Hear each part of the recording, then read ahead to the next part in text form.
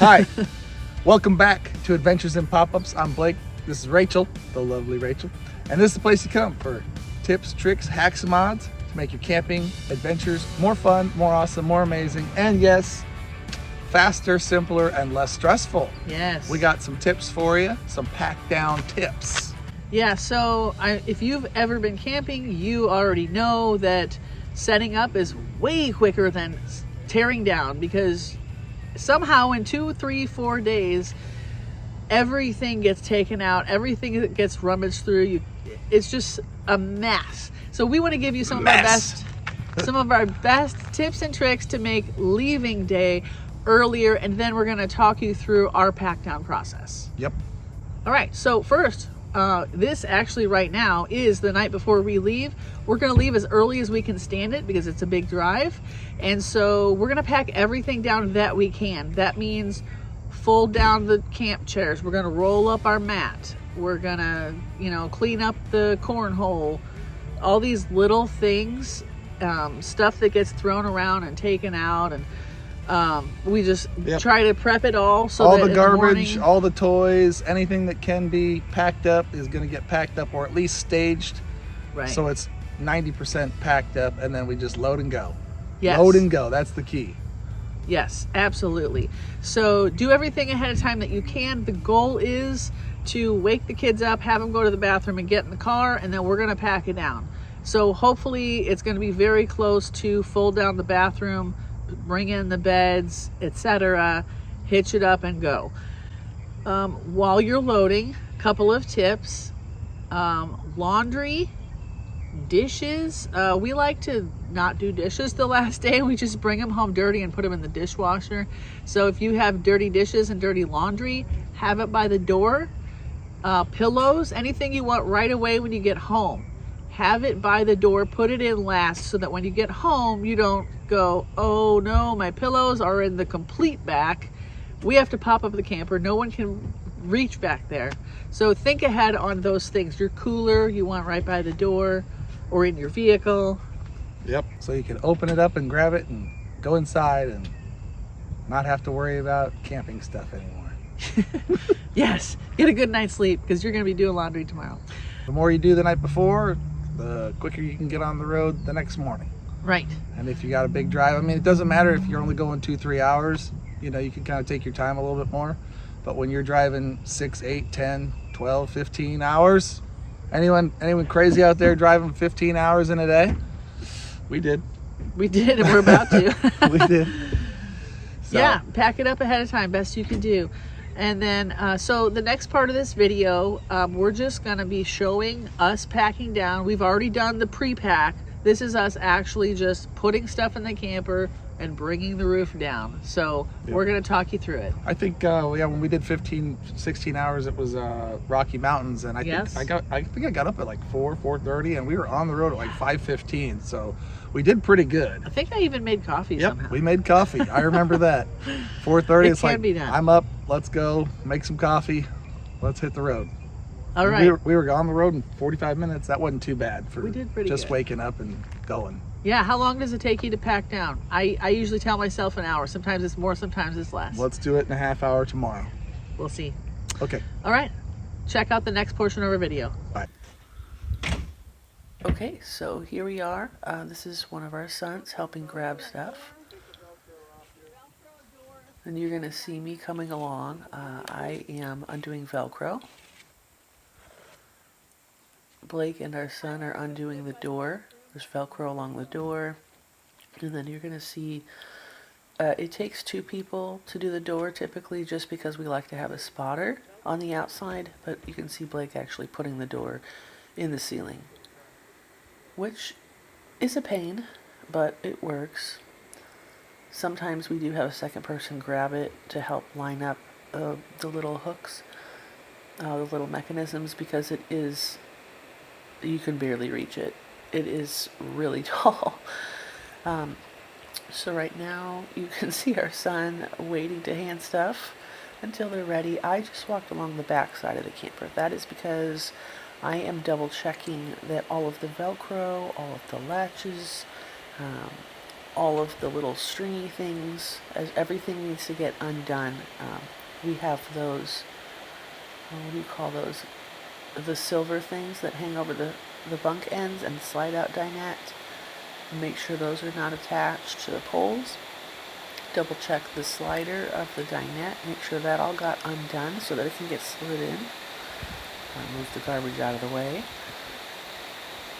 And so we're just grabbing stuff. Blake's inside. He's putting, those are kayaks, putting those in the back because we happen to know that they fit in the back. Now you do want to keep your heavy items in the front if you have anything heavy. I don't think the kayaks are that big of a deal, especially because the entire camper is pretty heavy. But you do want to watch out to not put heavy things far in the back and have lighter stuff in the front because it will affect your sway. Your camper can get out of control and sway a lot worse if your weight balance distribution is off. There goes the pressure cooker. So we're filling the cavity back by the bathroom. Obviously you cannot see, but I probably just pulled the door out of the bathroom. We have a hard wall bathroom. So you pull the door out, you lie it on the dinette, and then you can fold down the hard walls. They just have a little latch and it's on a little hinge. It's very easy. It's very quick. And so now we're throwing in the camp chairs.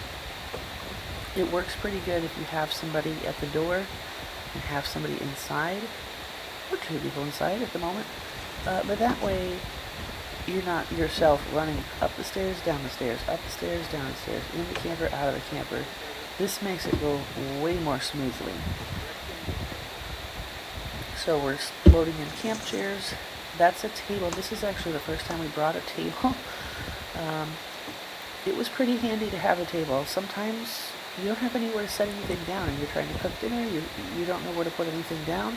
We do have a tiny shelf that hangs on the side of our camper that's already put away right now. I'm sure we did that in the pre-pack last night, but it is tiny.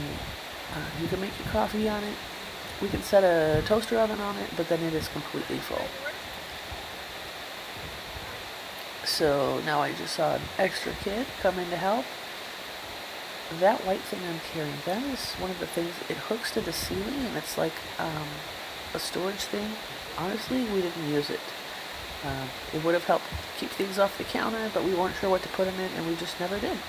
But that is a really handy thing to have if you need to. Actually, the previous owners kept laundry in it. That was their dirty laundry bin. Not a bad idea. We just keep our laundry in a bag under the dinette until it gets too full, and then we throw it in the tow vehicle. And so Blake and I are inside the camper right now. We are just tidying up whatever needs to tidy. We're talking about what do we need to leave by the door. Did you get this? Did you get that? Cleaning off the counters, making sure everything's ready to slide. Double, triple check that you remembered everything because it is so easy to forget a step. And you just, I don't want any mistakes. So make sure those counters are clear. Make sure nothing is sticking up too tall so that when the beds come in, you don't have a snag. Apparently we didn't have all our camp chairs in the bags. Not a big deal, but got that taken care of.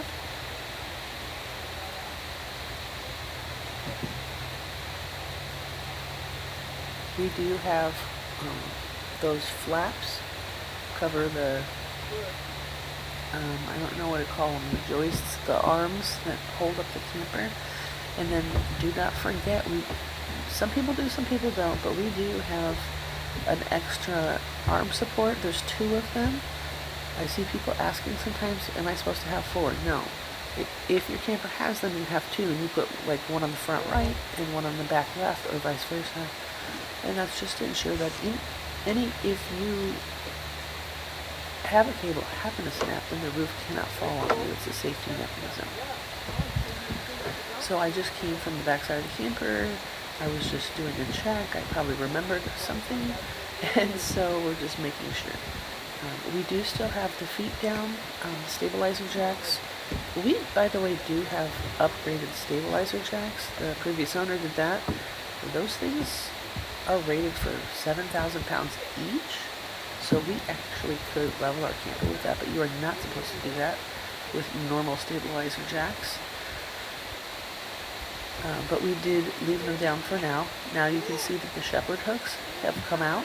The bunk ends are now sagging. We are probably about ready to push it in, but we've got all these last minute items. So we've got, that's our bucket of firewood. Now we're making sure that nothing's going to be in the way. Now that the shepherd's hook is out, it's not pulled taut, and we can, get all the vinyl and canvas and strings up on top of the bed.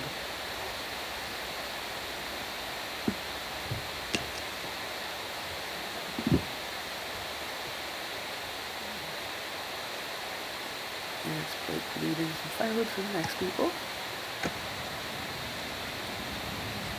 And so all these items that you can see in the bottom right, those are some of the last minute items. Some of them don't matter, but some of them are towels, swimming bag, laundry, things that we're going to need that are going to be by the door.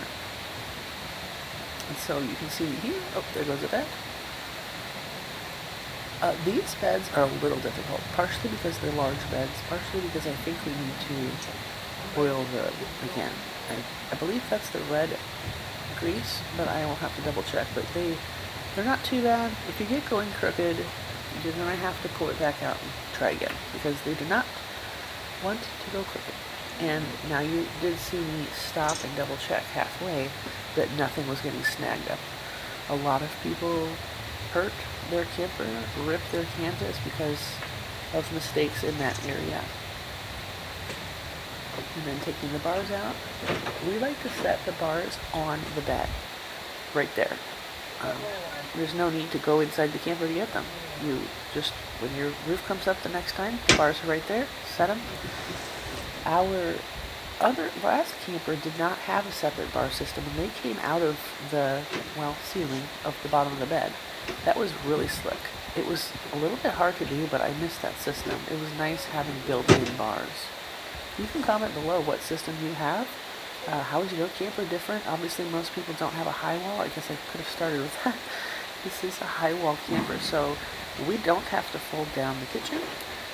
We have a lot more amenities. We do have a video about that. And okay, so now you can see that almost everything is in, and we're getting ready to put in the other bed. After the other bed, we will be sliding in the dinette.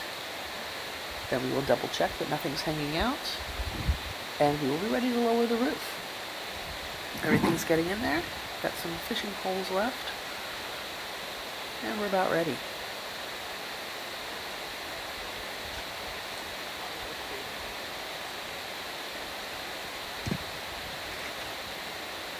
I believe this king bed was giving me trouble.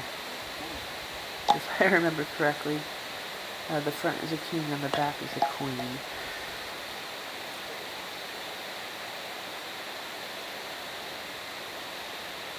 And so, after we push that in, I don't remember what the holdup was, but we've got everything in the camper.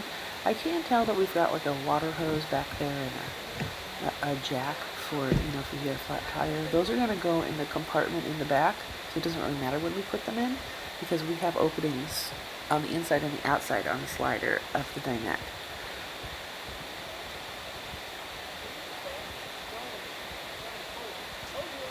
Again, I don't remember what the holdup was, why this was giving us trouble. I think it just got going a little crooked, and it's a little heavy for me, and so I think we're right now we're double checking everything. You do not want to rush this. It's not that difficult, but it's just so easy to make a dumb mistake. So I'm looking around, Blake's pushing. I'm looking to make sure nothing's hanging out. We're making sure, we made sure when we went inside that it wasn't locked. We actually have a lock that we never used that's supposed to keep the slider out. I don't know why that would be a problem. We've never had a problem. And one or two of the locks is actually broken. So there's the rest of the bed.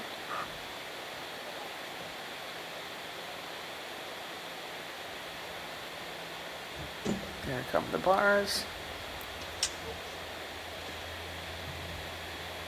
and we're about ready to lower the roof.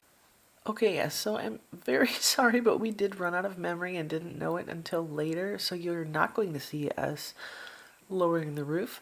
But after this moment in time, we slid in the dinette, which is the same process. Just make sure nothing's hanging, slide her in, and then you're ready to lower the roof. We typically have one person lowering. It's electric, so one person's hitting the button. 1 to 3 people are going around tucking stuff in. Now we typically lower the roof at least halfway, maybe 2/3 of the way before we really start tucking, because you know it's going to fall right back out. Then we give it all a push in, work your way around, and then we'll go drop it down to about 6 inches, do a bunch more smushing, then drop it to about 3 inches and do a bunch more smushing. Some of the stuff will not stay in until there's only a few inches left. We do have to be careful for the bathroom. There is like a hose, there's a venting hose, so that we have to look out for that, that it's properly tucked in, of course. And that's about it. Then you do your latches. You're ready to load up, and you pull up the feet.